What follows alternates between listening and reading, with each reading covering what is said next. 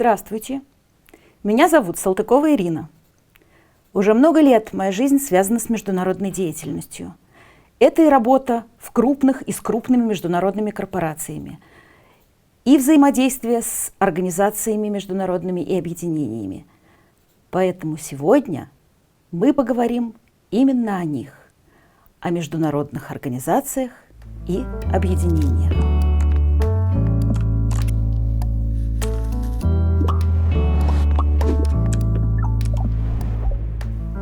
Что же такое международная организация? Это объединение межгосударственного или негосударственного характера, созданное на основе каких-либо соглашений. Какие же бывают международные организации? Они бывают либо международные межправительственные или межгосударственные организации, или международные неправительственные или негосударственные общественные организации.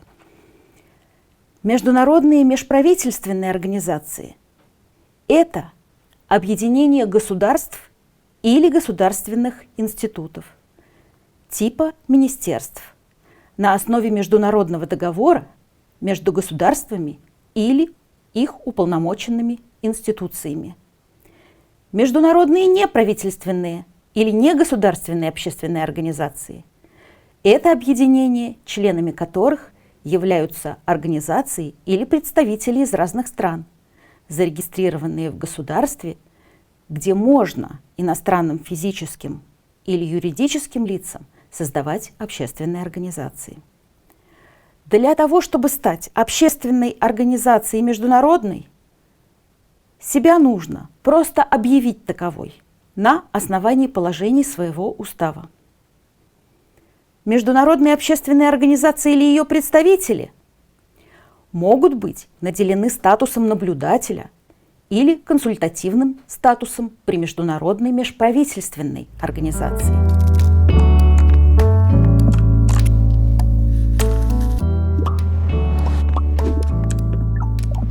Какие же бывают международные организации по своему типу?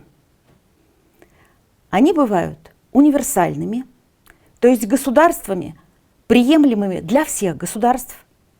И ярким примером такого типа является Организация Объединенных Наций. Они бывают региональными, в которых могут быть государства одного региона, например, Организация Африканского единства или Организация американских государств. И они могут быть межрегиональными, когда в эти организации входят несколько региональных организаций. Универсальной международной организацией является Организация Объединенных Наций. И на сегодняшний день я не ошибусь, если скажу, что это самая известная организация. Наверняка вы слышали о ней много раз. Давайте немножечко поговорим о ней. Она была создана в 1945 году союзными странами-победительницами после окончания Второй мировой войны. Первоначально членами Организации Объединенных Наций были 51 государство. В настоящее время в ее состав входит уже 193 государства. Прием государств в члены ООН осуществляется по решению Генеральной Ассамблеи и по рекомендации Совета Безопасности ООН. Штаб-квартиры ООН находится в Соединенных Штатах Америки в городе Нью-Йорк. ООН создана на основе Декларации Объединенных Наций, которая была подписана 26 государствами в 1942 году. Ее подписали представители государств, участников антигитлеровской коалиции. Государства, подписавшие декларацию, подтверждали свои позиции об использовании всех своих военных и экономических ресурсов в войне против стран фашистского блока и обязались не заключать с врагом сепаратного мира или перемирия. То есть мы смело можем сказать, что главной целью создания Организации Объединенных Наций было поддержание и укрепление международного мира и безопасности, а также развитие сотрудничества между государствами. Задачи Организации Объединенных Наций определены Уставом ООН. Это и есть основной документ, определяющий деятельность ООН. ООН – это универсальный форум, международная система коллективной безопасности, главным элементом современной многосторонней дипломатии, которой пользуются 193 страны мира и прислушиваются те страны, которые в Организацию Объединенных Наций не входят.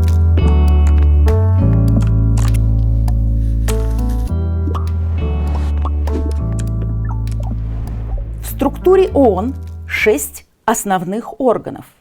Главный, как мы с вами уже сказали, это Генеральная Ассамблея. Не менее важный – Совет Безопасности. Далее – Экономический и социальный совет, Совет по опеке, Международный суд ООН и Секретариат ООН. В рамках более широкой системы ООН работает большое количество специальных международных агентств, фондов и программ, в том числе Группа Всемирного банка, Всемирная организация здравоохранения, Всемирная продовольственная программа, ЮНЕСКО, ЮНИСЕФ, ЮНИДО.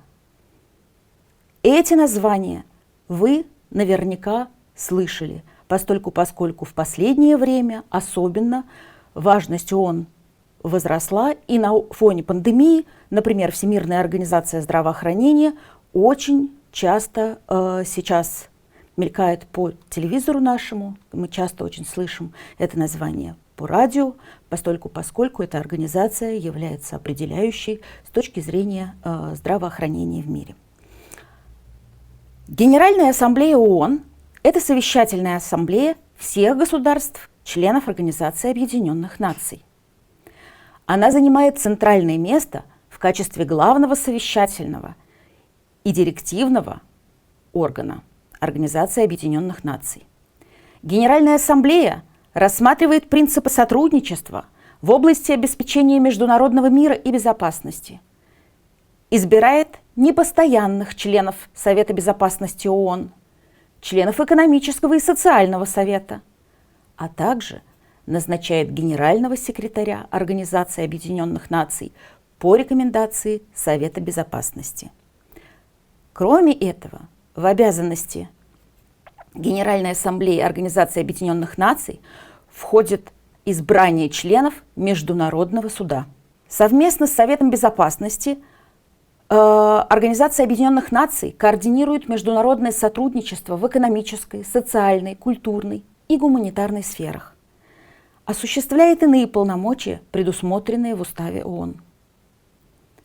Прием государств в члены Организации Объединенных Наций осуществляется по решению Генеральной Ассамблеи и по рекомендации Совета Безопасности.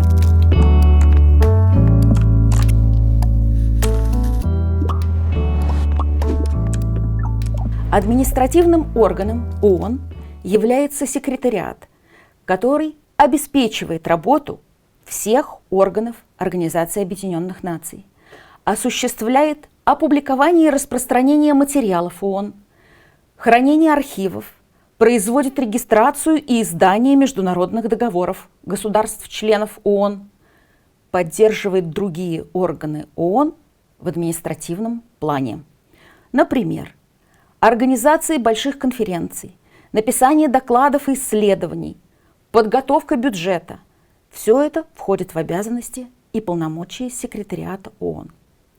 Возглавляется секретариат генеральным секретарем Организации Объединенных Наций. Он избирается Генеральной Ассамблеей на 5-летний срок и является главным представителем Организации Объединенных Наций. С 2017 года этот пост занимает португальский дипломат Антонио Гутерриш. Совет Безопасности несет главную ответственность за поддержание международного мира и безопасности.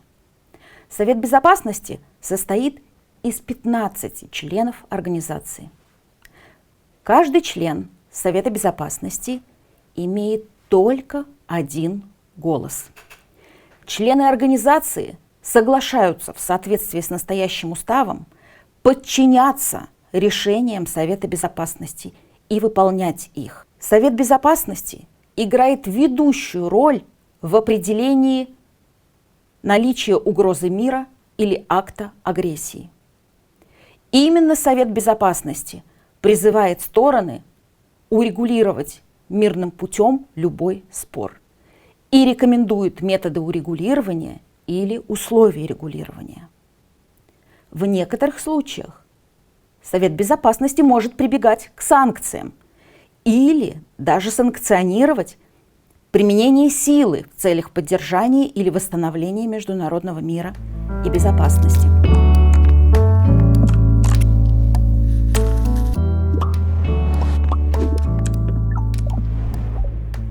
Еще один орган – это Совет по опеке.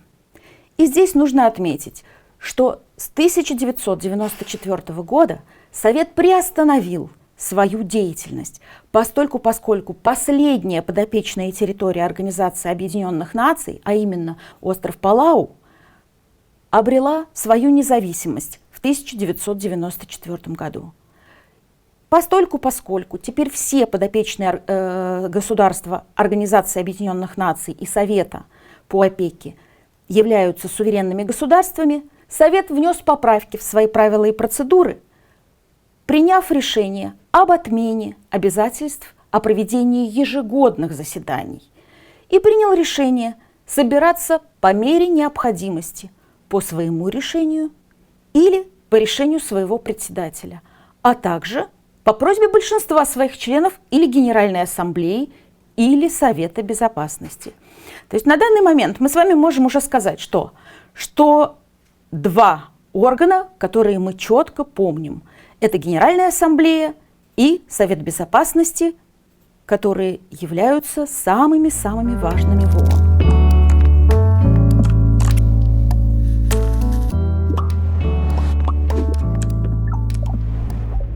Международный суд – это крупнейшая судебная организация внутри Организации Объединенных Наций. Состоит из 15 независимых судей в мире. Эти судьи не зависят от своего гражданства и выбираются из числа лиц самых высоких моральных качеств, удовлетворяющих требованиям, предъявляемым в их странах для назначения на высшие судебные должности или являющиеся юристами с признанным авторитетом в области международного права.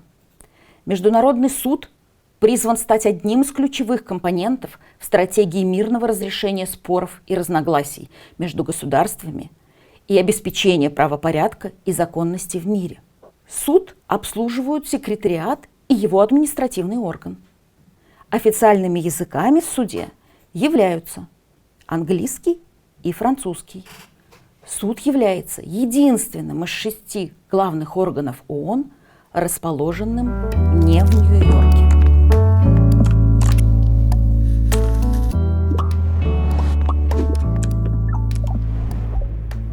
Экономический и социальный совет.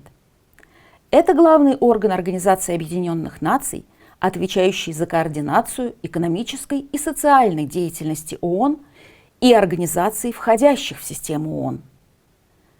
Он является главным форумом для обсуждения глобальных экономических, социальных и экологических вопросов. Он обеспечивает связь между разнообразными структурными системами ООН, занимающимися вопросами устойчивого развития. Выносит рекомендации в целях поощрения уважения и соблюдения прав человека и основных свобод для всех. Оказывает помощь в решении международных социально-экономических проблем и вопросов охраны здоровья людей, а также способствует международному сотрудничеству в сфере культуры и образования. Осуществляет последующую деятельность по итогам крупных конференций и встреч на высшем уровне ООН, То есть все решения, да, которые были приняты, следит за их выполнением именно экономический и социальный совет. Функции участники совета исполняют в течение 3 лет. В совет входит 54 члена.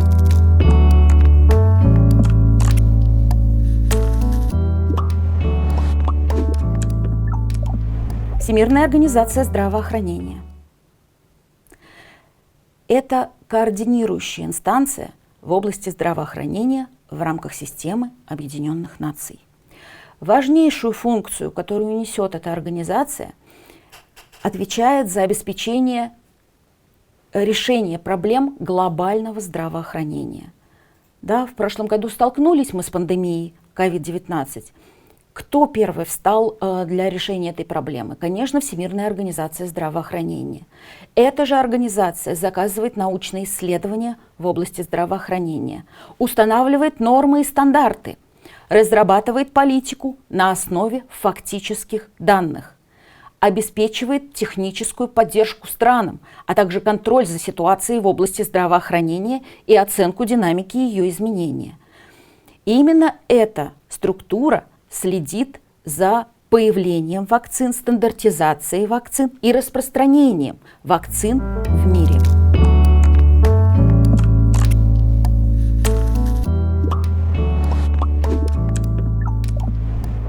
Международный валютный фонд – это крупнейшая финансовая организация в мире. Россия вступила в МВФ в 1992 году. Членами МВФ являются 190 стран. Какова же функция МВФ? Ну, поскольку это кредитная организация, то и функции ее связаны с предоставлением краткосрочных и среднесрочных кредитов при дефиците платежного баланса государства. Так же, как мы с вами ходим в банки при необходимости купить что-то большое, точно так же государства могут обратиться в МВФ за предоставлением кредитов. Как правило, так же, как и банки выставляют нам определенный набор условий, точно так же и МВФ, рассматривая вопрос о предоставлении кредита государству, сопровождает свой ответ, свое согласие набором определенных условий и рекомендаций.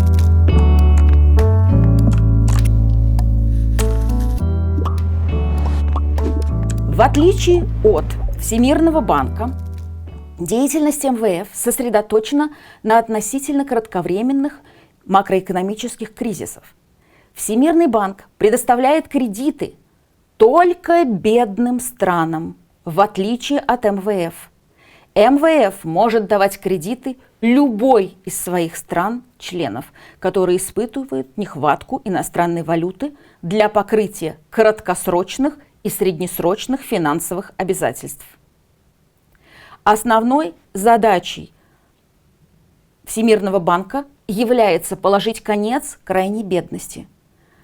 И показателями вот этой цели будут являться сократить к 2030 году долю мирового населения, живущего в крайней бедности, до 3%, обеспечить благосостояние для всех и повысить доходы беднейших 40% населения каждой страны.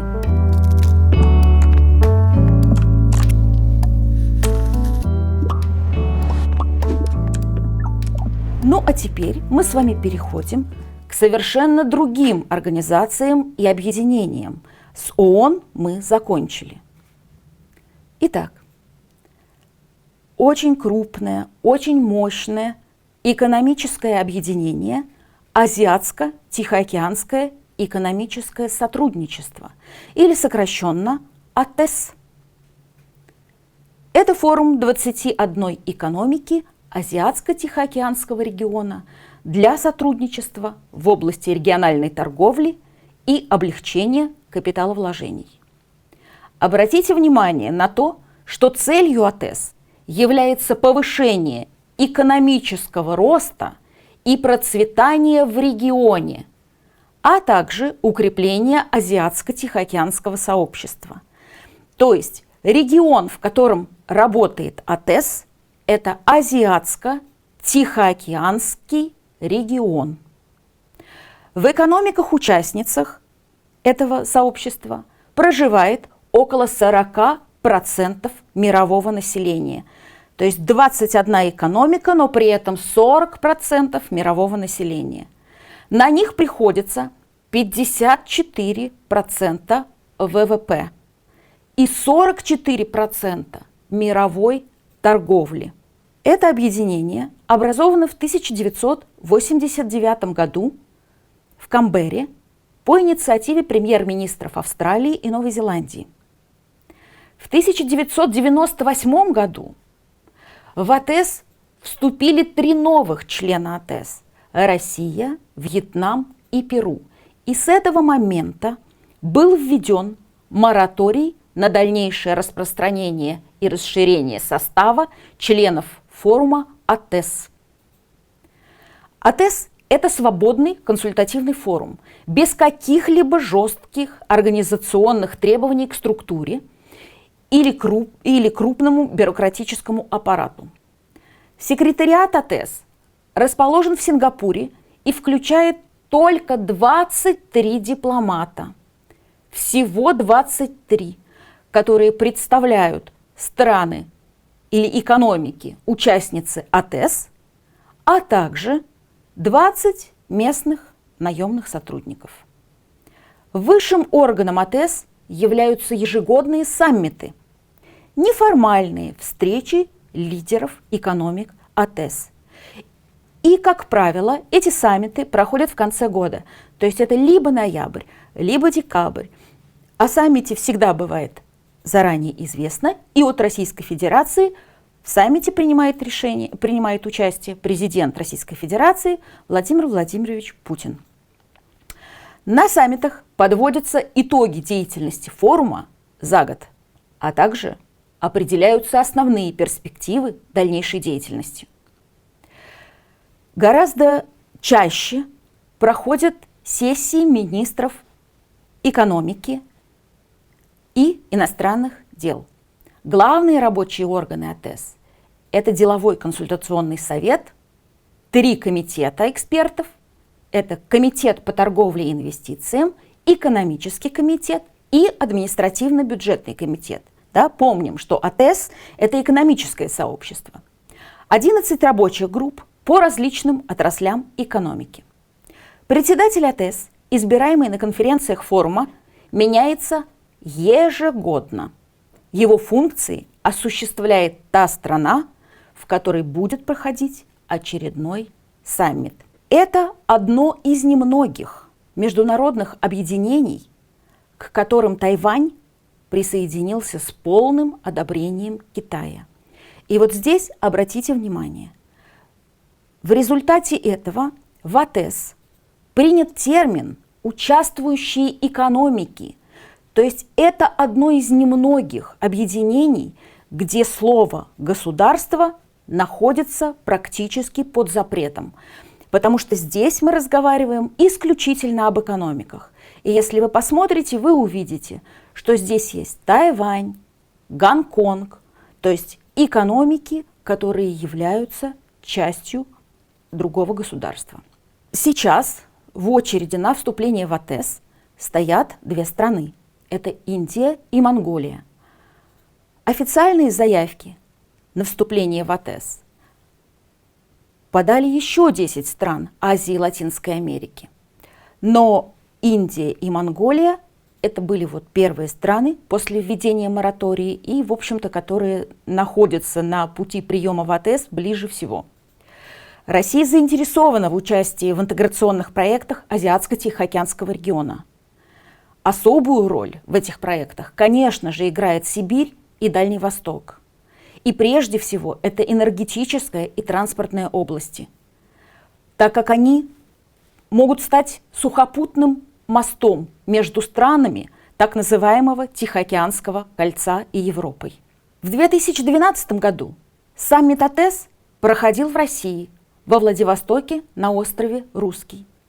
В прошлом году председателем в АТЭС была Малайзия, В этом году, в 2001 году, председателем является Новая Зеландия. Но в связи с пандемией ковид все мероприятия Азиатско-Тихоокеанского экономического содружества все перенесены в онлайн-формат. Все министерские встречи, все встречи экспертов, все проходят через интернет, с помощью интернета.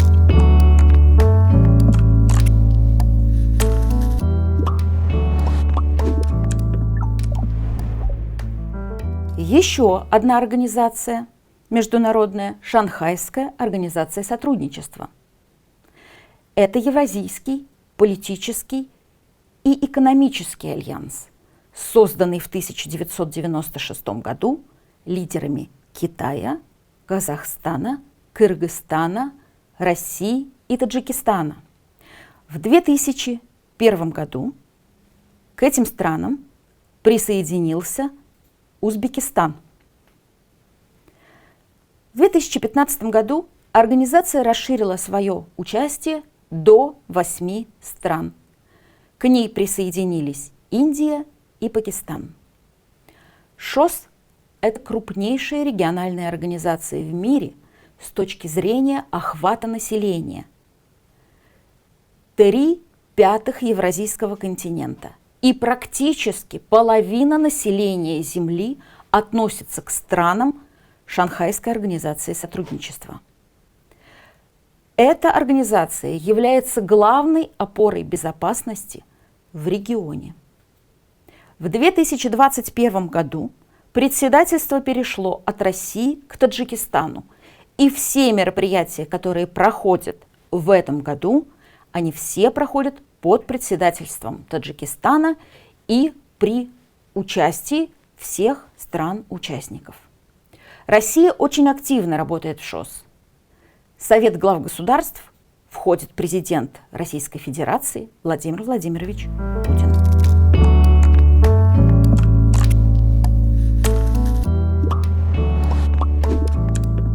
Еще одно международное объединение – АСЕАН. Ассоциация государств Юго-Восточной Азии. По-английски Association of South East Asian Nations. Это политическая и экономическая, а также культурная региональная межправительственная организация. Чувствуете? Межправительственная, то есть официальная. АСЕАН образована в 1967 году в Бангкоке. В состав АСЕАН изначально входили 10 государств. Население стран-членов АСЕАН составляло около 650 миллионов человек. Совокупный доход этих стран составляет 737 миллиардов долларов США. Основными целями и задачами объединения являются усиление экономического роста, а также социального и культурного развития региона и, безусловно, продвижение регионального мира и стабильности. Расширение взаимовыгодного сотрудничества в торговой, экономической, образовательной и культурной сферах страны-участницы этого объединения ставят одной из основных целей своей деятельности. На данный момент к этому объединению присоединились еще 37 государств, в том числе и Россия и Евросоюз.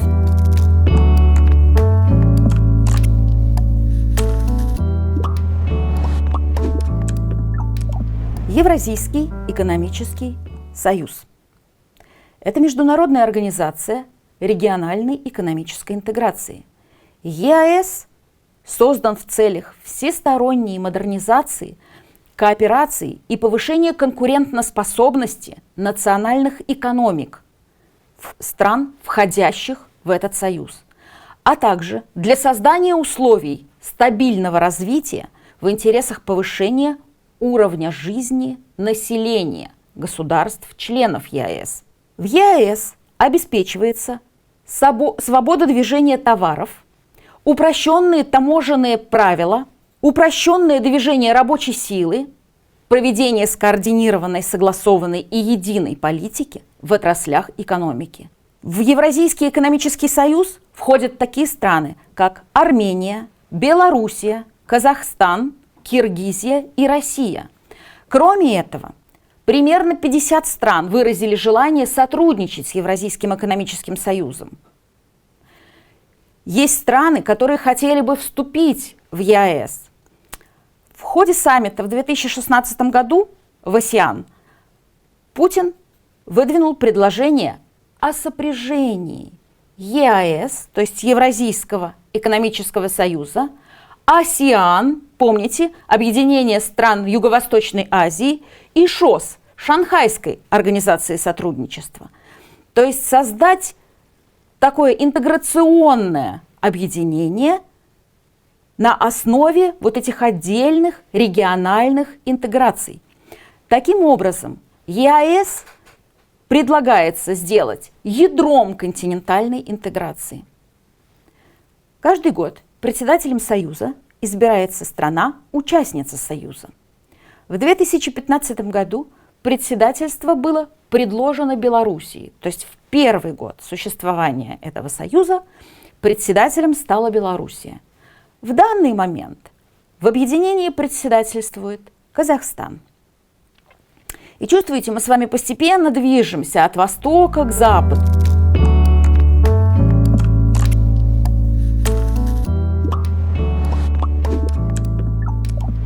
Европейский Союз или ЕС, как мы часто привыкли слышать эту аббревиатуру.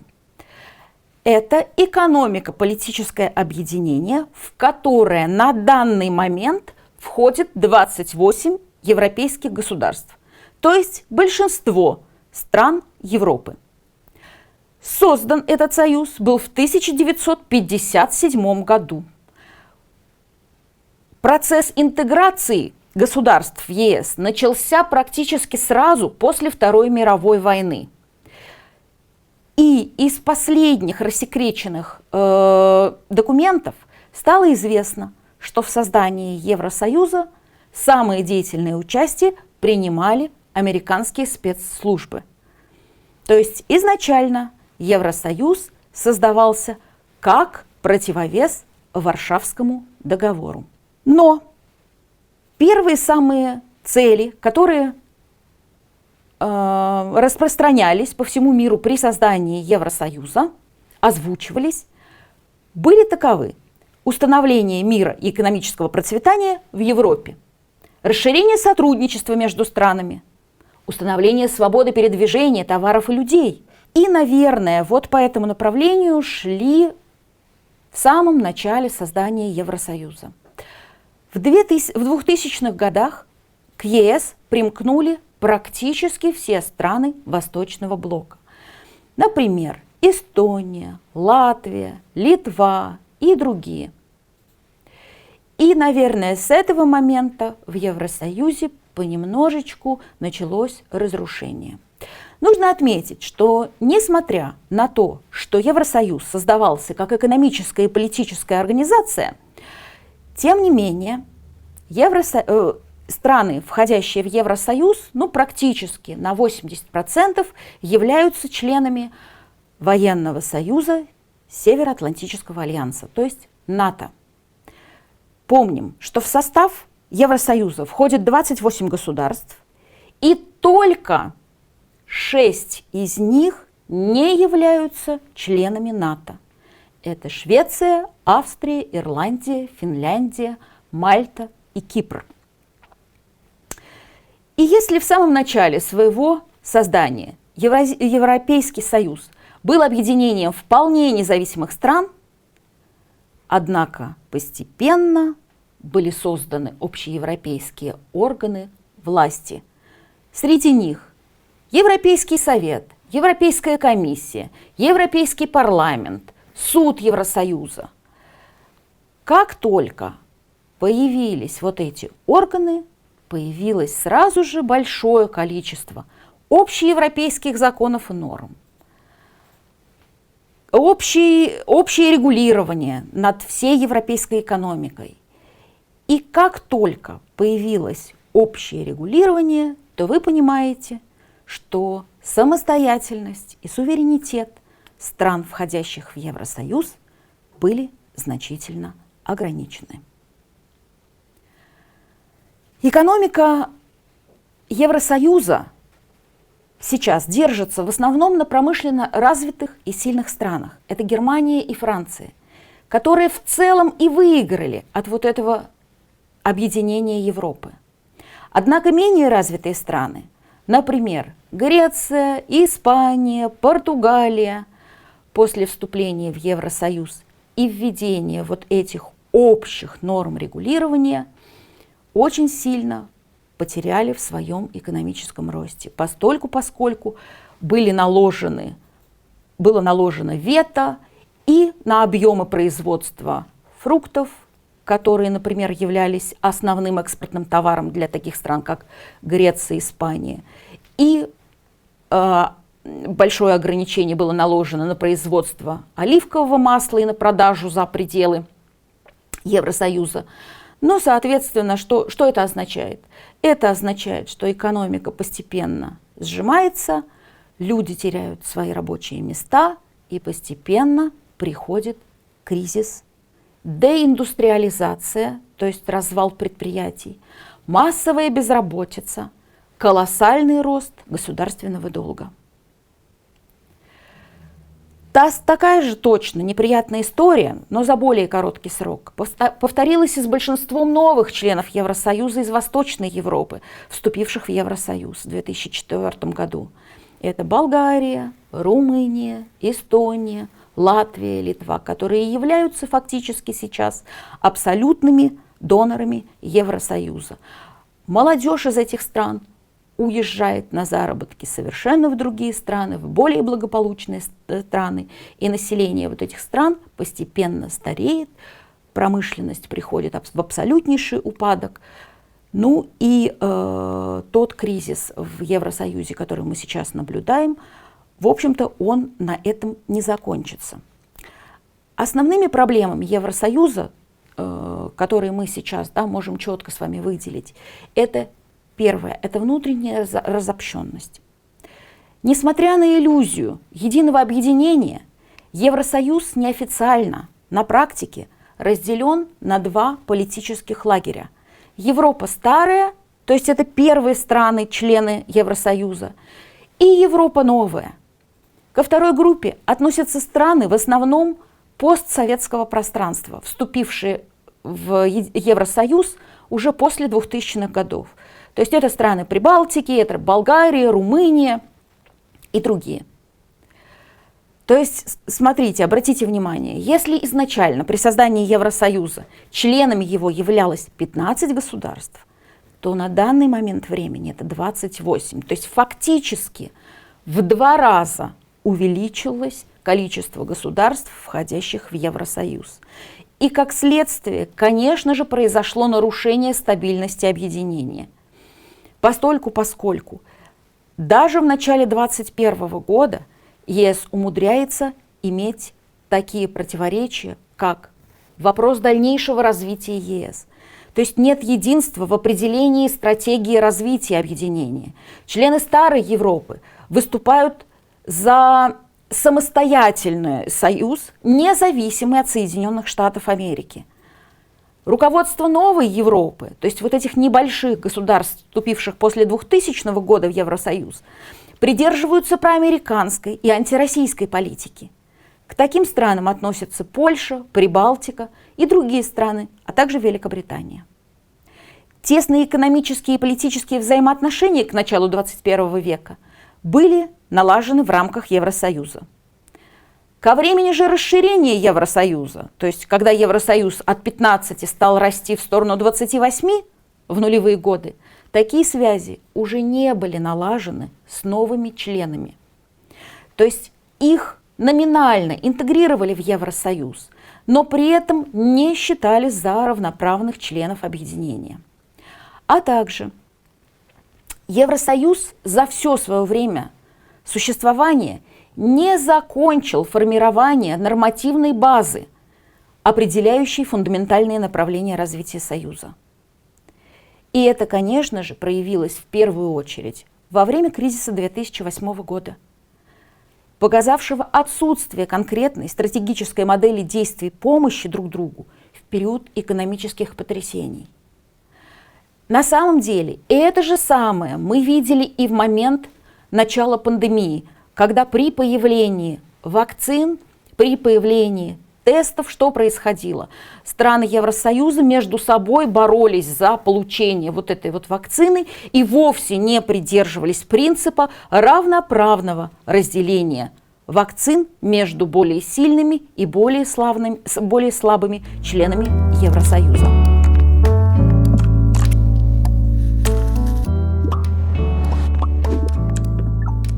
Сокращенно это аббревиатуры от Бразилия, Россия, Индия, Китай, да, в английских словах, в английском языке China, и Южная Африка, тоже от первого слова South, южная. Эти 5 стран являются членами объединения. До 2011 года по отношению к организации использовалась аббревиатура БРИК. Как только к БРИКС присоединилась ЮАР, с 2011 года группа стала носить название БРИКС. Но вот такое сокращение на самом деле было предложено не просто потому, что благозвучно звучит именно вот такая последовательность, да? То есть почему именно там B первое, а не R первое, или там B, а не R первое, да? На самом деле один из экономистов предложил использовать вот именно такую аббревиатуру, руководствуясь тем, что само слово в английской транскрипции BRICS очень похоже на английское слово bricks и означает кирпичи. Таким образом, данный термин стал использоваться для обозначения группы, потому что в этих странах, входящих в БРИКС, сосредоточен будущий рост мировой экономики. То есть вот эти страны являются кирпичами для создания новой мировой экономики, основой, базисом. Организация была основана в 2006 году в рамках Петербургского экономического форума с участием министров экономики Бразилии, России, Индии и Китая. Помимо саммитов в деятельности организации проходят встречи на уровне глав Министерств иностранных дел, министров финансов и других представителей других министерств. Эксперты изначально не предполагали, что эта организация будет действительно настолько скоординирована с точки зрения экономических политик между вот этими разными странами, что действительно вот эта большая интеграция экономик изначально не рассматривалась. Тем более, что предполагалось, что БРИКС образуют некий экономический блок или официальную торговую ассоциацию, примерно как Европейский Союз. Однако со временем появились признаки, что 4 страны БРИКС стремятся сформировать политический клуб или союз и таким образом преобразовать свою растущую экономическую власть в большое геополитическое влияние. С сентября 2006 года началось налаживание политических связей в рамках БРИКС. И эксперты утверждают, что экономический потенциал Бразилии, России, Индии и Китая таков, что они могут стать 4 доминирующими экономическими системами к 2050 году. Эти страны совокупно занимают более 25% суши в мире, то есть 1/4 часть. 40% населения имеют объединенный валовый внутренний продукт 15,5 триллионов долларов. И почти в каждом сравнении они будут наибольшим глобальным объектом. Эти 4 страны среди самых больших и наиболее быстро растущих формирующихся рынков. Обратите внимание, каждая из этих стран имеет какой-то свой большой потенциал. Россия – это одна из двух крупнейших ядерных держав. Страна богатейшая, с богатейшими природными ресурсами. ЮАР – страна с богатейшими природными ресурсами. Китай – это первая экономика в мире, мировая фабрика, обладатель крупнейших валютных ресурсов. Бразилия – это крупнейшая сельскохозяйственная страна. Да? То есть у каждой из стран, входящих в объединение БРИКС, есть свой большой козырь, есть свой большой потенциал, который будет двигать эту страну в экономическом плане дальше.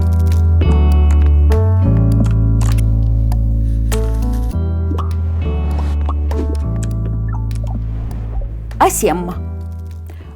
Название данного форума мы слышим с вами гораздо реже, чем название предыдущих международных организаций и объединений, но, наверное, в силу того, что собирается форум АСЕМ гораздо реже, чем все остальные организации, то есть здесь где-то раз в 2 года собираются члены вот этого объединения. И чем он примечателен? Примечателен он тем, что это международная организация, объединяющая страны как Восточной Азии, так и Европы.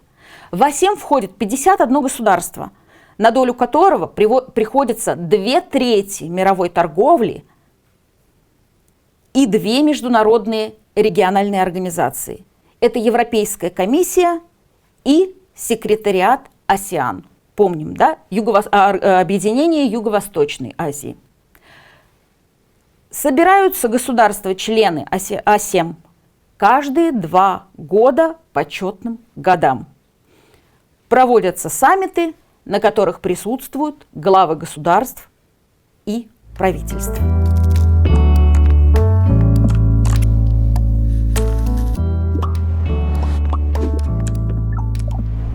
Большое евразийское партнерство. Концепция Большого евразийского партнерства была впервые предложена президентом Российской Федерации Владимиром Путиным в конце 2015 года. Партнерство предполагает последовательное движение в создании зон свободной торговли, межрегиональных торгово-экономических альянсов и сопряжение интеграционных проектов на всем евразийском пространстве.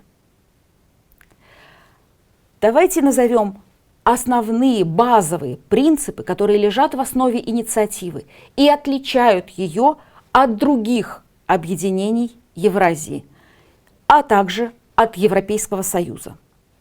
Итак, первый пункт или первый базовый принцип – это партнерство не рассматривается как потенциальный конкурент региональным интеграционным структурам. В предложении Владимира Путина партнерство – это объединяющая организация, куда региональные интеграционные структуры могут войти. То есть это организация, которая может стать узлом, связывающим вот эти вот нити, идущие от одного региона Азии, от другого региона Тихого океана, от Европы. Это первое. Второе. Партнерство остается открытым и для Европейского Союза, который точно так же может подключиться к работе партнерства и в тех масштабах, в которых он захочет работать с партнерством. То есть обратите внимание, здесь нет жесткого регулирования, что все должны делать вот так. Все вместе подняли руки. Нет. Каждое государство или каждое объединение решает с точки зрения своих собственных интересов, в каком ключе ему работать в рамках партнерства. Третье.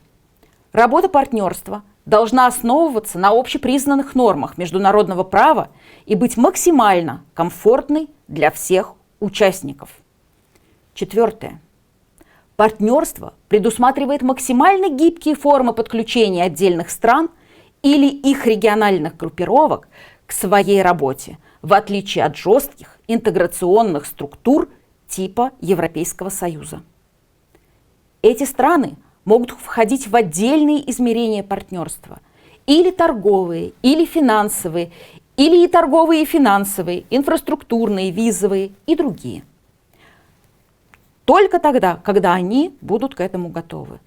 И только сообразуясь с текущими потребностями и возможностями. Пятое. Несмотря на то, что главное содержание партнерства – это экономическое воссоединение Евразийского континента, это расширение экономического взаимодействия, оно не будет и не может быть абсолютно изолированным от других сфер сотрудничества. От науки, образования, культуры, гуманитарных контактов. Евразийская интеграция не может быть успешна, если она сведется только к растущим показателям торговли и инвестициям, только к цифрам в долларах, в рублях, в евро или любой другой валюте. Социальное взаимодействие народов Евразии и экономическое сотрудничество евразийских государств должны дополнять и стимулировать друг друга. Шестое. Строительство партнерства обязательно должно идти рука об руку с развитием механизма военно-политического сотрудничества на континенте, потому что это безопасность населения всего континента. Седьмое. Реализация концепции партнерства ни в коей мере не должна означать евразийского изоляционизма. Что это значит? Это значит, что партнерство открыто для государств из других континентов. А именно, если африканцы захотят присоединиться к партнерству, нет проблем. Если Северная и Южная Америка захочет организовать миграцию рабочей силы на континент Евразии, то тоже нет проблем. Миграционные процессы на евразийском пространстве должны стать обязательно мощным стимулом для дальнейшего развития экономики, ну а также и политических связей в акваториях Тихого, Атлантического и Индийского океана. А также в первую очередь ответом на те глобальные вызовы, с которыми мы сегодня столкнулись. Это изменение климата, это борьба с пандемией, это продовольственная и энергетическая безопасность, это управление миграционными процессами.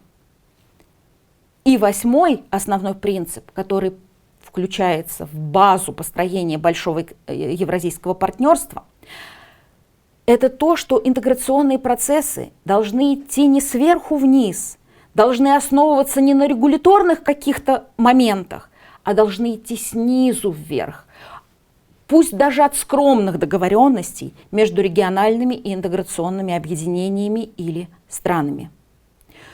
Ну и, конечно, перспективными направлениями работы в таком партнерстве это будет создание независимых евразийских платежных систем, рейтинговых агентств, которые не зависят от чужого дяди и не проплачиваются со стороны. Это снижение зависимости от американского доллара. Это формирование Евразийского экономического информационного центра.